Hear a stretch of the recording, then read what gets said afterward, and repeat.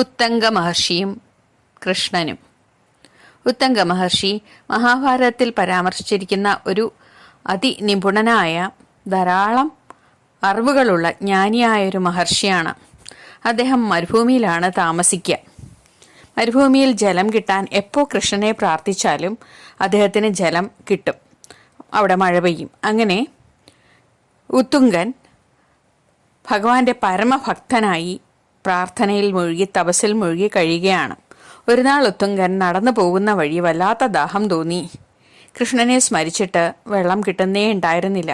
കുറച്ചുകൂടി കടന്നു പോകുമ്പോൾ ഒരു ചണ്ടാലൻ ഒരു കുടത്തിൽ വെള്ളവും കൊണ്ടുവന്ന് അദ്ദേഹത്തോട് പറഞ്ഞു, ഈ വെള്ളം അങ്ങേക്കുള്ളതാണ്, ദാഹിക്കുന്നെങ്കിൽ കുടിച്ചോളൂ എന്ന് പറഞ്ഞു.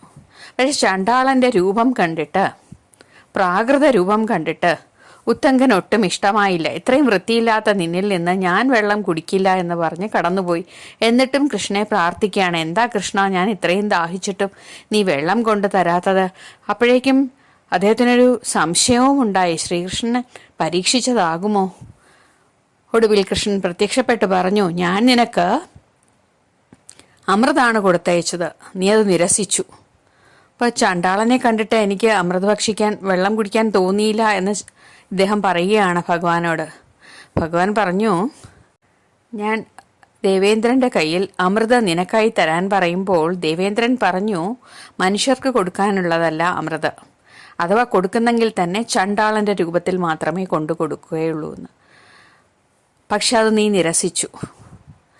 ഇത് കേട്ട് വളരെ പശ്ചാത്താപവിവശനായി തീർന്ന മഹർഷി ഭഗവാനോട് മാപ്പപേക്ഷിച്ചു. ഇന്ദ്രനോടും പശ്ചാത്താപവിവശനായി മാപ്പപേക്ഷിച്ചു.